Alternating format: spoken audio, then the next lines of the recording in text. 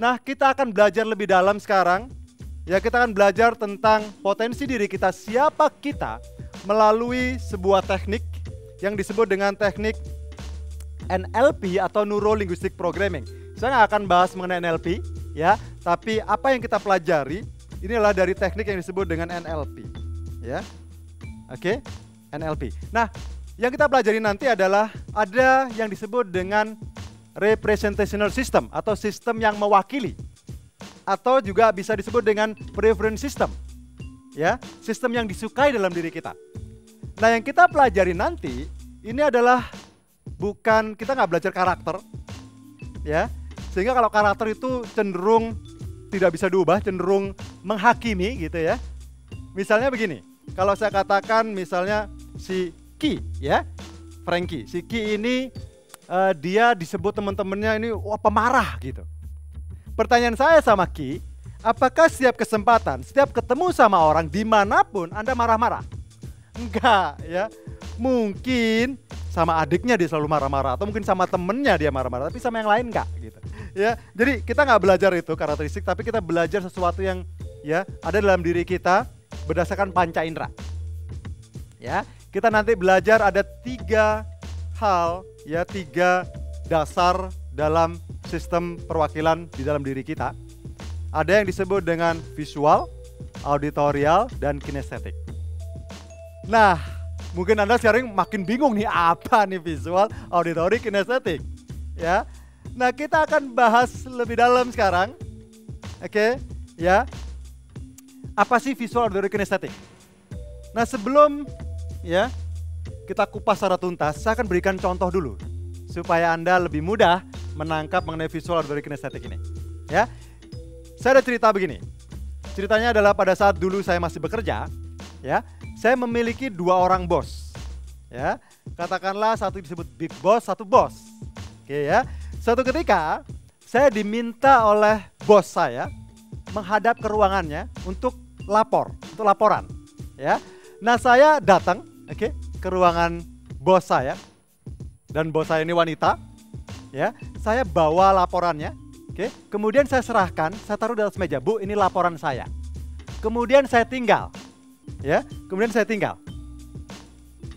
Seminggu kemudian kita ada meeting, kita ada rapat.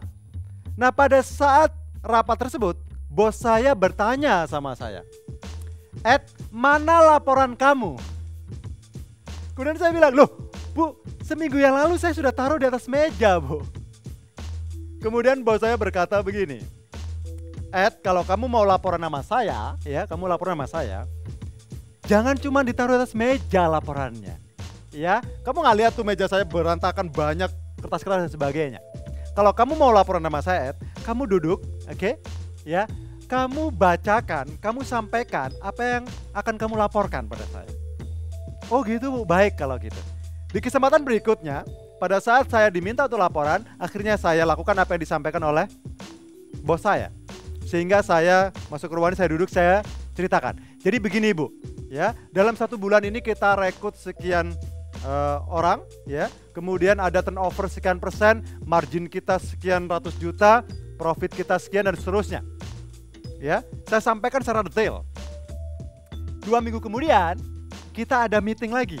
Pada saat meeting tersebut, ya, bos saya mengatakan begini. 2 minggu yang lalu, Edi sudah laporan sama saya. Katanya rekrut sekian orang, turnover sekian persen, ya, ada dapat margin sekian ratus juta, profitnya sekian persen dan seterusnya. Beliau masih sangat ingat sekali dengan apa yang saya sampaikan 2 minggu yang lalu. Menurut Anda yang di studio, sama mungkin Anda yang di rumah, ya, kira-kira bos saya tadi orang yang bagaimana? Visual, auditory, atau kinestetik? Auditory, ya. Dia auditory itu adalah orang-orang yang menggunakan pendengaran dia dengan sangat baik. Nah, berikutnya begini, saya berikan contoh lagi. Ini mengenai big boss saya, ya. Nah, saya diminta laporan lagi, sama persis seperti pada saat bos saya minta, ya. Saya ke ruangannya, kemudian saya berpikir waktu itu, saya belum belajar mengenai ini, saya berpikir bahwa, oh, big boss saya mungkin sama dengan bos saya, ya. Sehingga saya datang ke ruangannya, kemudian saya ceritakan. Jadi gini loh, bos, ya. Dalam 1 bulan kita rekrut sekian orang, turnover sekian persen, marginnya sekian ratus juta, profitnya sekian persen dan seterusnya. Apa yang terjadi? Ternyata big boss saya, dia mukul meja. Ed, saya maunya kamu kasih saya laporan. Bukan kamu cerita, Ed. Kasih ke saya mana laporannya, yang kamu bilang tadi turnover sekian persen ya, ada sekian ratus juta margin sebagainya. Kasih di situ di laporannya ada gambar-gambarnya, ada grafiknya yang kamu bilang naik turunnya, persentasenya, kasih warna bila perlu. Biar saya bisa baca, bisa lihat.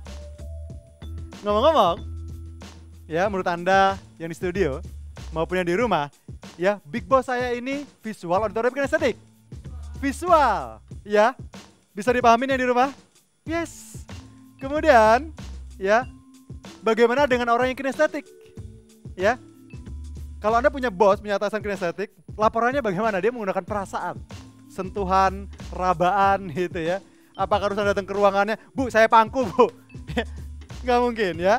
Tapi Anda libatkan secara langsung laporannya ya. Bila perlu Anda duduk di sebelah, boleh nggak Bu saya duduk di sebelah Ibu gitu. Oke, jadi begini Bu, Anda buka laporannya, Ibu ngomong-ngomong ada stabilo nggak? Oke, kalau nggak ada ini saya kasih Bu. Libatkan dia secara fisik, libatkan dia untuk terlibat, dia involve langsung, dia bergerak, ya dia ikut merasakan. Jadi begini loh Bu, ini kita turnover sekian persen, sehingga dia merasakan itu dan itu lebih mengena. Cukup bisa dipahami? Bisa dipahamin ya? Baik, tepuk tangan dong buat kita semua dong.